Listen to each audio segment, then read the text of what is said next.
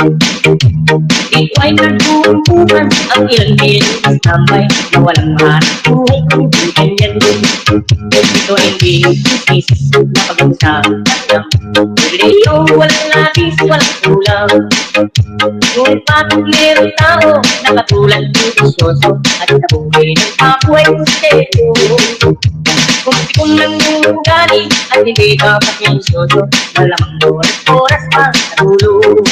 Ito ay hindi business na pag-usapan lang. Leo, walang labis, walang kulang.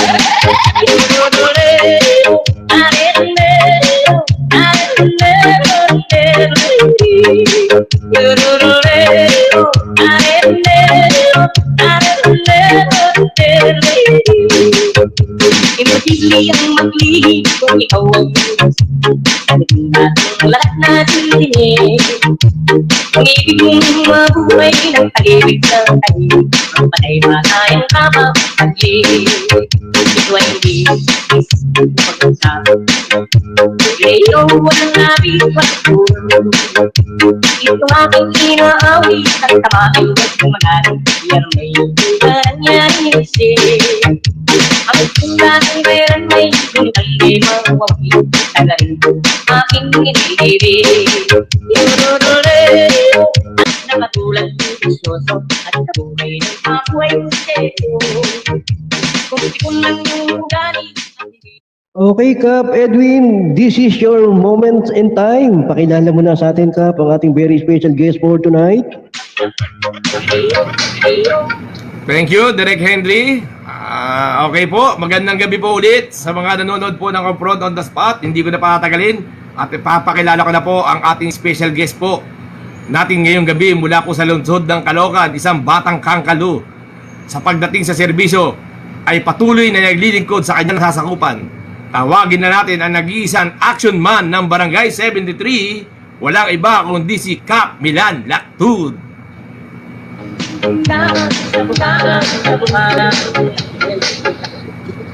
Welcome back, Kap Milan, sa Confront on the Spot. Magandang mapagpalang gabi sa inyong lahat, Mr. Goody, magandang gabi sa inyo at sa mga tagapakinig at tagapanood ng inyong programa. Okay, salamat, Kap Milan. Diyan ka lang muna.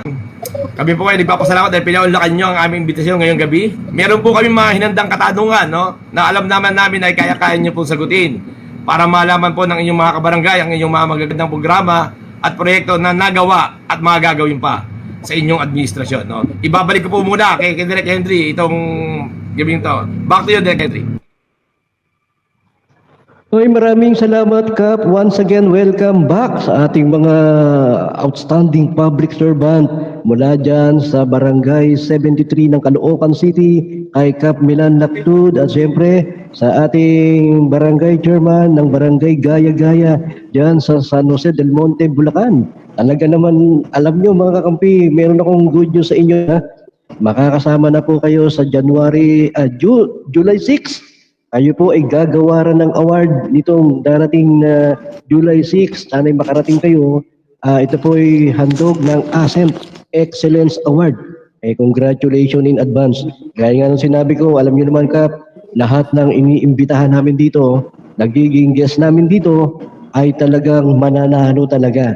Kaya mainit na mainit po ang issue regarding sa ating barangay election. Ang una pong magtatanong sa inyo ay si Kakamping Goody Medina Cardinal. Sir Goody, go ahead.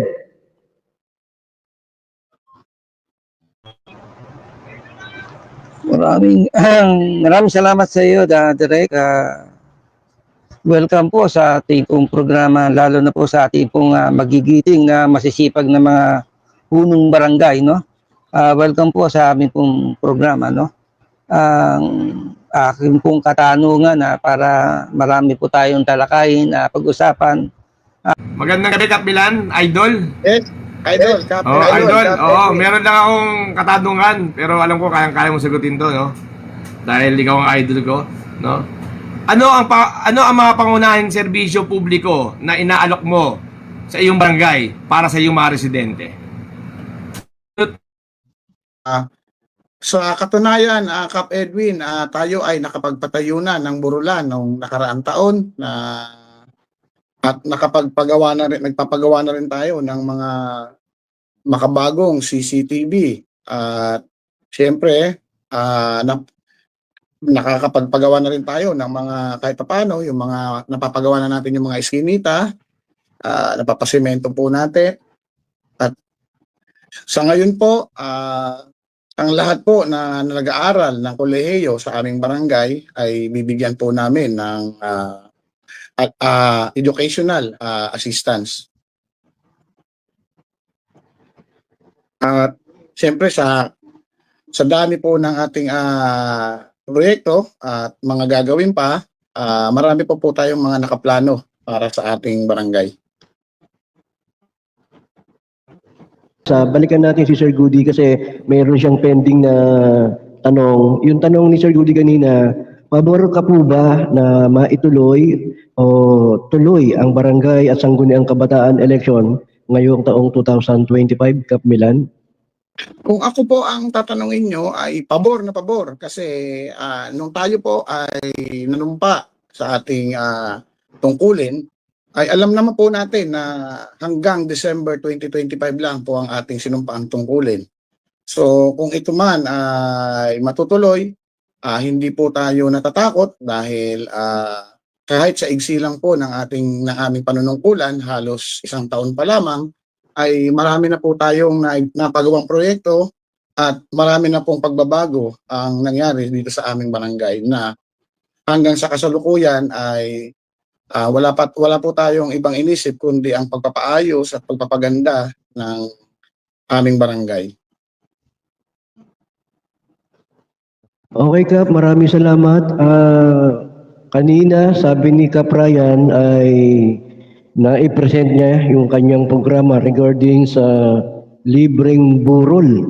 Mga namamatay, libreng burulan. So sabi naman ni Kap Milan, ganun din sa kanya. Pagpagawa na rin siya ng mga burulan.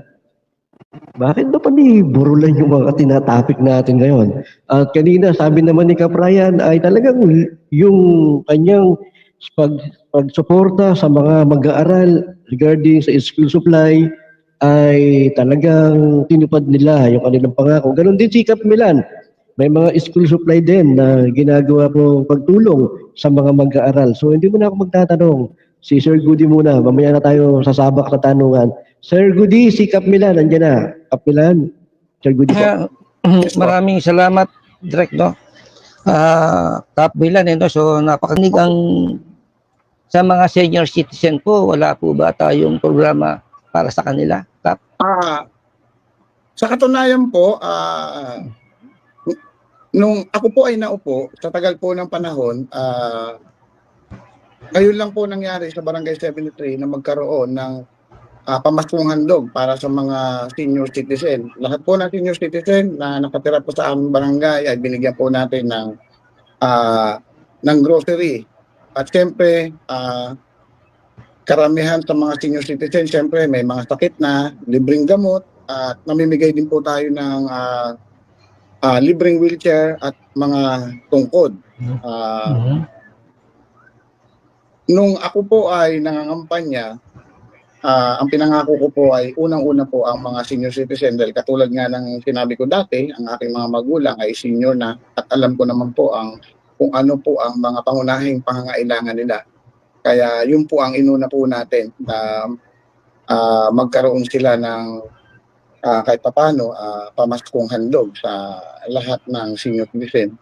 Mula po nung ako ay natira dito sa Barangay 73, Caloocan City, marami na pong nagdaan na barangay captain na aking pinalitan. Ay ngayon lamang po nagkaroon ng pamaskong handog mula sa pamahalang barangay ang mga senior citizen ng Barangay 73. Kap, kung alam niyo lang po, no, sa inyo po nasasakupan na barangay, mga ano pong pinakamatandang senior citizen dyan na nabubuhay ngayon? Sa inyo po nasasakupan na barangay? Nung nakaraan po, meron pong mga 89 may 90, mga ganun po yung mga pinakamatandang senior citizen. Okay. Okay po. Maraming salamat po. Ano? At alam niyo naman, nyo rin po na meron na rin po programa yung national dyan sa mga senior citizen. At meron na rin po matatanggap dyan. No? Opo. Sa ganyan po mga nakakaroon kayo ng SONA o assembly, sana po, no, kung advice ko lang po sana, no, kung po pwede lang po, kung makakati ng barangay assembly yung mga senior citizen, kung sino sana ang pinakamatandang buhay sa inyong barangay, sana meron pa po sana munting regalo. Maraming salamat po, Kap Milan. Thank you po. Maraming Saludo po salamat. ako sa inyo. Idadagdag ko pa po yung mga binibigyan natin ng pamaskong handog. Lahat po ng Yes po. PWD, person with disability Yes, ng tama. Barangay 73 ay sinama na rin po natin sa pagbibigay ng Ay, mga opo. regalo. Opo. Kasi po siyempre, mga special po natin yan, kaya binigyan po natin sila ng pamaskong handog mula sa pamahalang barangay ng Barangay 73. Alam nyo, Kap, kahit matuloy ang eleksyon at ganyan din kay Kap Ryan wala po kayong talo, no? Wala pa po tayo isang oras na nag-uusap dito. Ang dami nyo na po na-report sa amin. Maraming salamat po, Kap Milan. Maraming Back to you, salamat Direk po. Henry.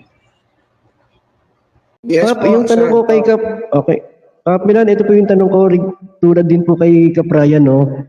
Marami na po kayo nabanggit dito kanina regarding sa mga programa at project na ginampanan nyo bilang barangay chairman dyan sa Barangay 73. Pag-usapan po natin, Kap, yung mga, meron na po ba kayong natulungan na magkaroon po ng trabaho o livelihood program dyan sa inyong mga barangay?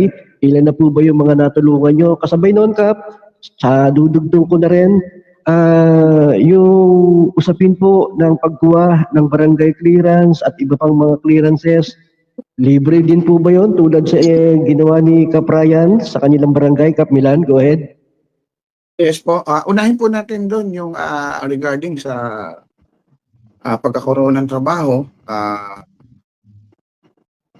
Katuwang po natin ang pamahalang lokal sa pamumuno ng ating mayor, Mayor Along Malapitan. Kami po ay nag-request ng mga livelihood katulad ng paggawa ng sabon, paggawa ng longganisa, at kung ano-ano pa para nang sa gayon ay matuto ang ating mga kabarangay na gumawa kahit na nasa bahay sila, gumawa ng pagkakakitaan. At siyempre, yung mga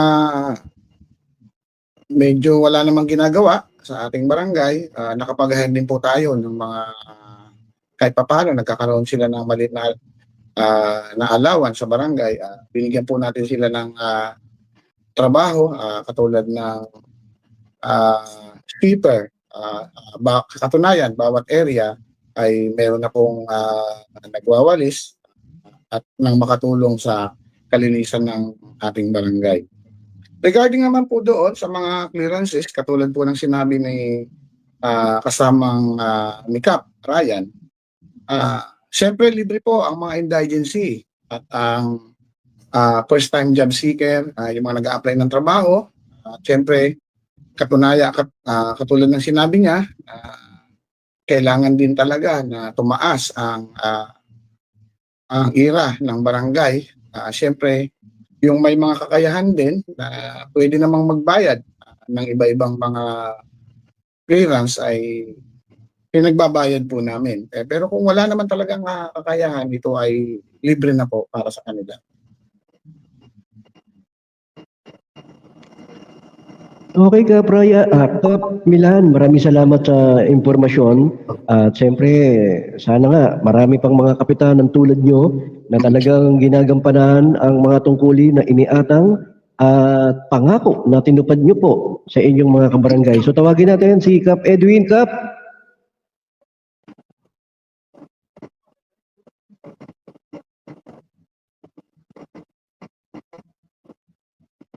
Kap Edwin? Wala rin Kap Edwin na. Okay, tawagin natin si Sir Goody. Sir Goody, go muna. Andiyan si Kap Milan. Okay, thanks Direk, no? Kap, alam ko taon-taon meron kayong ginaganap na seminars diyan no. Tulad ngayon maraming kalamidad nangyayari kaganapan sa mundo, sa Pilipinas. Tulad yung mga limbawa yung mga lindol, sunog at baha no. Ang Barangay Tanod po isa ngayon po kayo ay meron po ba kayong tinatawag mga rescuer or disaster? Ano pong pagsasanay ang ginagawa po ninyo sa inyong mga barangay tanod po? Yung mga tanod po natin, nagre-request po tayo sa mga ahensya ng gobyerno para sila isanayin dito sa aming barangay para nang sa gayon meron silang kahandaan kung wag naman sana na may dumating na kalamidad at syempre lagi po kaming nakikiisa sa ginagawang earthquake drill ng ating lungsod. Halos buwan-buwan pong ginagawa yan. Kami po ay nakikisa para patuto po ang aming mga kabarangay. Ganun din po, Idol, ganun din po ang tanong ko. Ano ang mga programa ng barangay para sa pagpapabuti ng kalusugan ng inyong mga residente?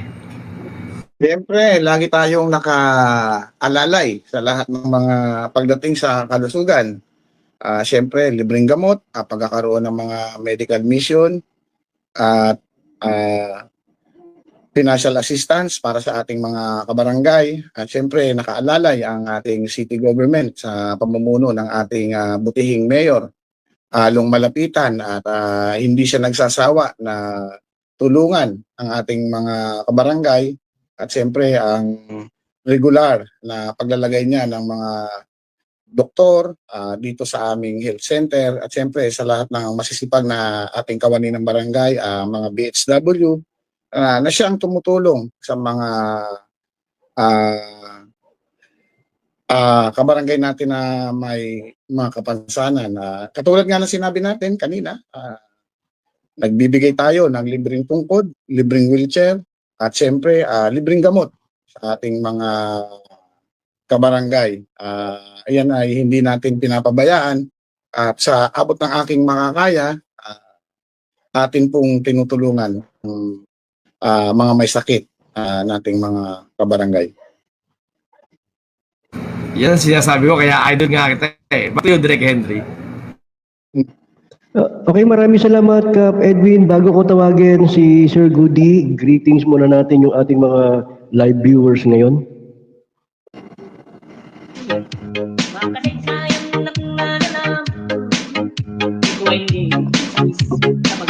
Maraming salamat sa mga viewers namin ngayon sa pangunguna ng 97.1 Solid Love FM. Kay DJ Wings 5-0, kay Sir Ray Dulay, maraming salamat sir. Kay DJ Mayumi, kay DJ Red Pula, DJ Little Flower, DJ Tiger Lily, DJ Imotera, DJ City, DJ Marupok, DJ Harvey.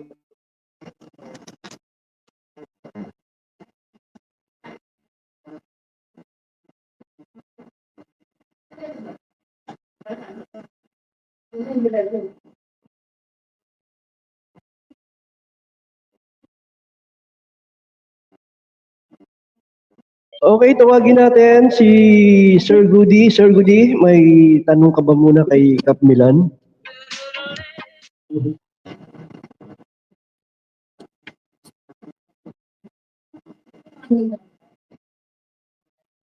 Sir Goody?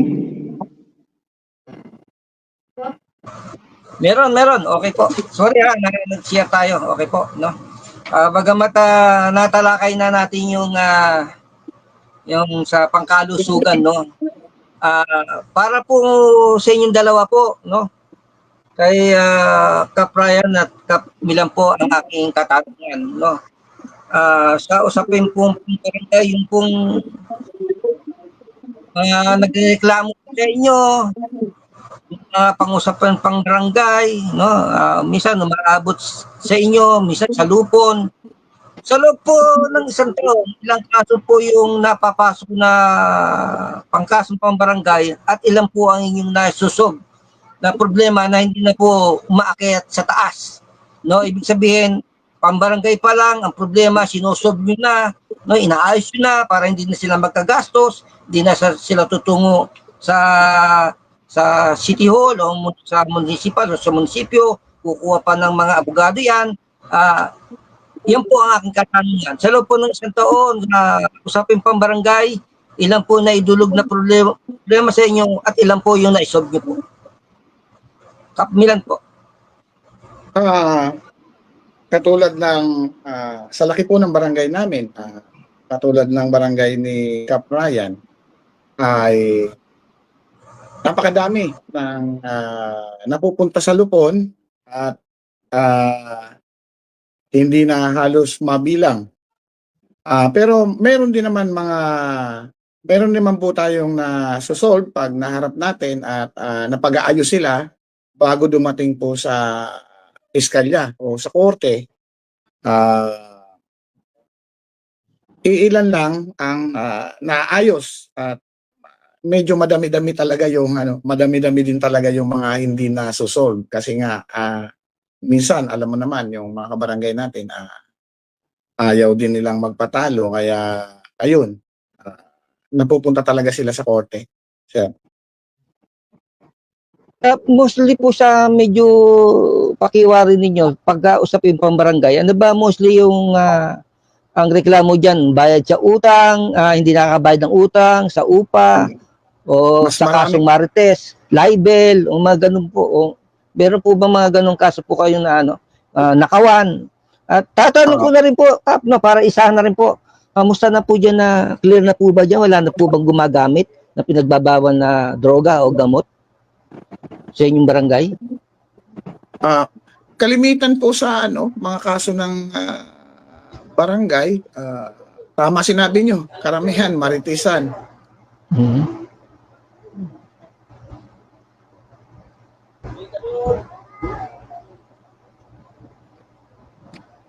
Kamina yung signal ni Kapmilan. Oo. Medyo mahina. Mahina siya. Kaya yan na. Go ahead po. Okay na po.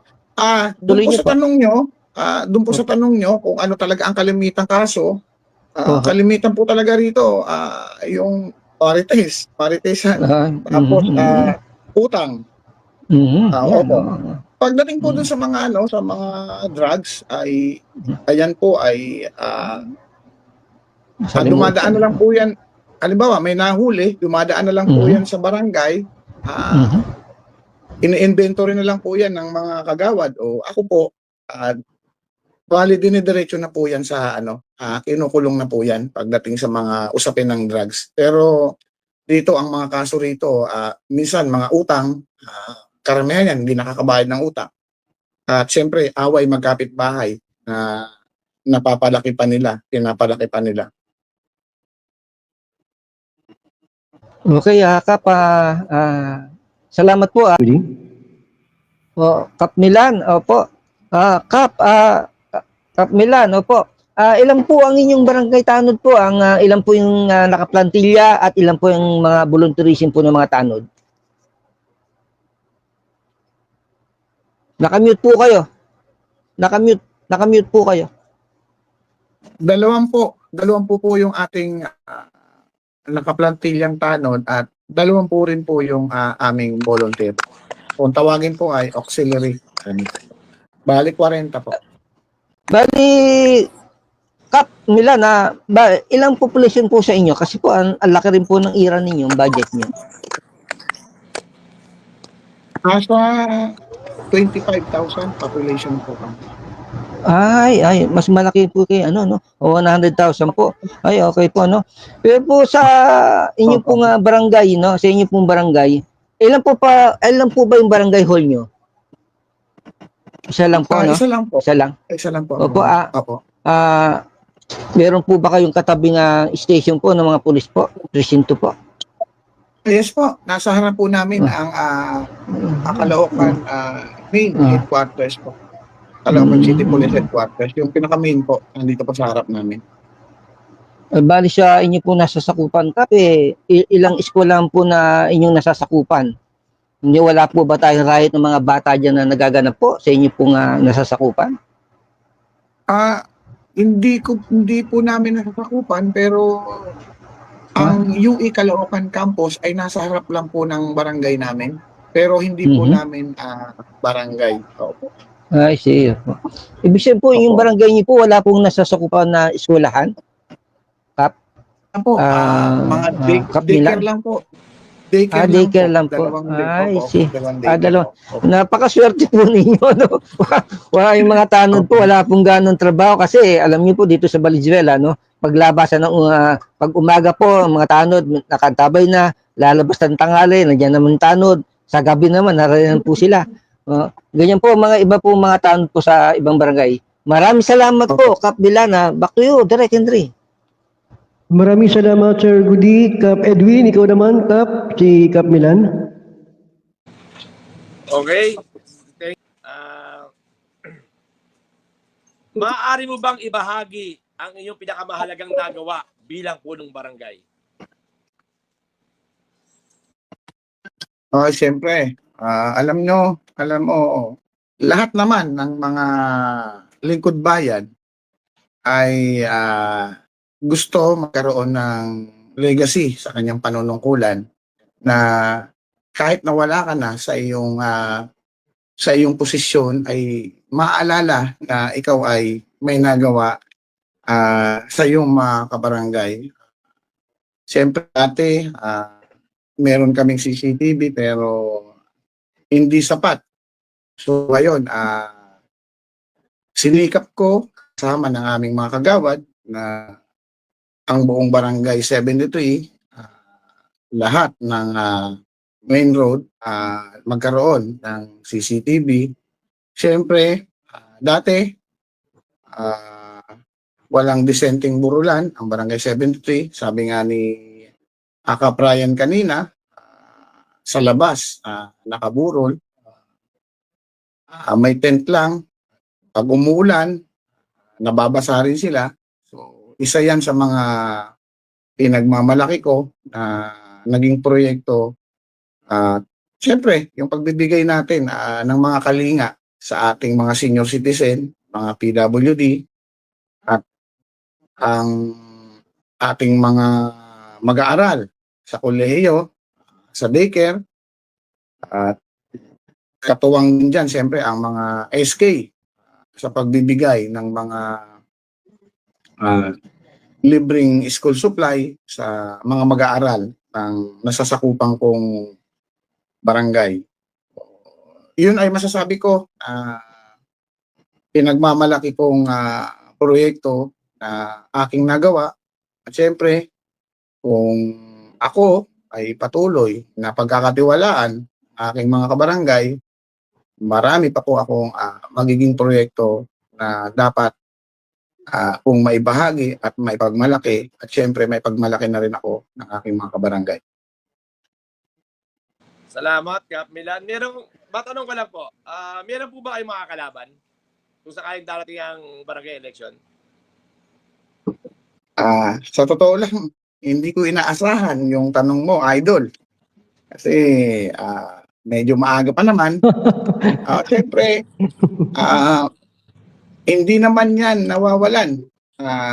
Siguro sa ibang barangay, baka walang kalaban. Siyempre, naniniwala naman ako, kahit may kalaban po tayo, sa ating mga ginawa, ay hindi pa rin po tayo pagpapalit kung sino man ang ating mga makakalaban. At siyempre, laging sinasabi, may election man o wala, patuloy tayong maglilingkod sa ating mga kabarangay sa abot ng ating makakaya. Ikaw talaga, Idol, binigla mo ako sa tanong mo. Salamat, Idol Milan. Salamat. Para naman po kay Kap Milan po, pakinggan po natin ang kanyang katugunan. Yung tanong mo po kanina, Sir, kung pabor ka ba na manatili ang AX, TUPAD at AKAP, para po sa akin, ito pong lugar ko ay halos 90% ay depressed area.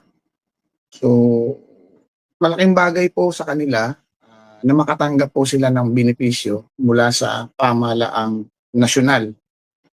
Lalong-lalo na, syempre, ang mga senior citizen, dagdag pambili ng gamot, yung mga kabarangay ko na talagang masasabi natin mahirap na hindi naman kayang tulungan ng barangay, ito po ay napakalaking bagay. Siyempre, ang magdidesisyon pa rin dyan, ang pamahalang nasyonal, kung ito ba ay tutuloy pa o hindi. Pero kung ako po ang tatanungin nyo, dapat po may pagpatuloy nila at na mabigyan ng mga benepisyo ang aming mga kabarangay.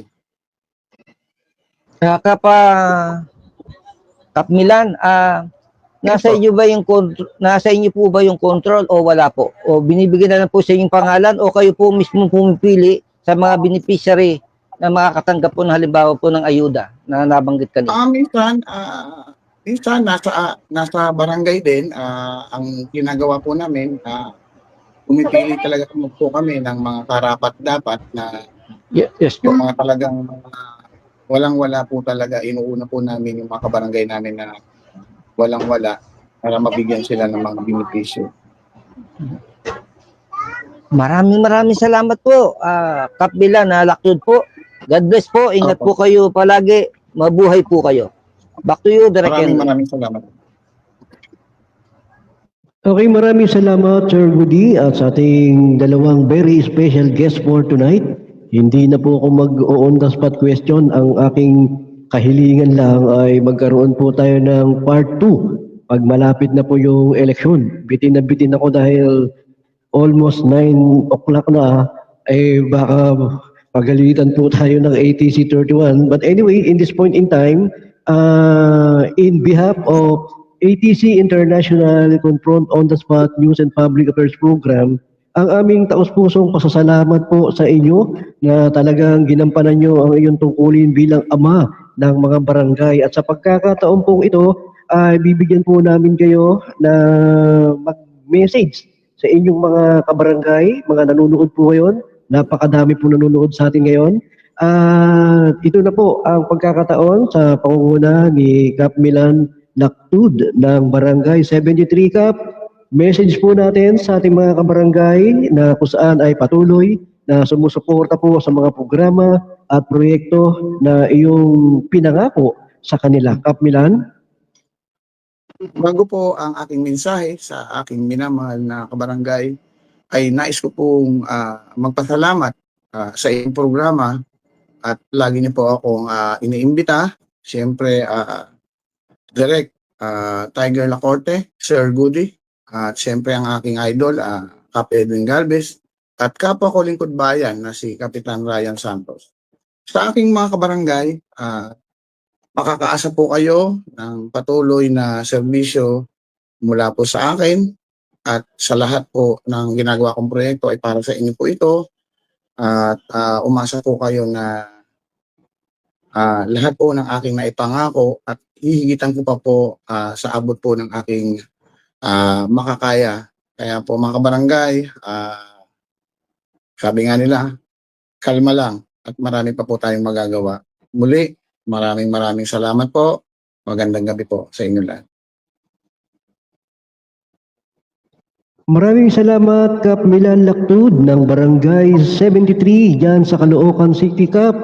Huwag mong kalimutan ha, meron tayong next round sa nalalapit na eleksyon at kami po ay very excited uli sa susunod nating interview. Once again, maraming salamat Kap. Ang programang Confront on the Spot ay dito lang po para po sa mga programa at impormasyon na nais mong iparating sa iyo mga kabarangay. Maraming salamat po. At siyempre, tawagin natin ang ating ginagaya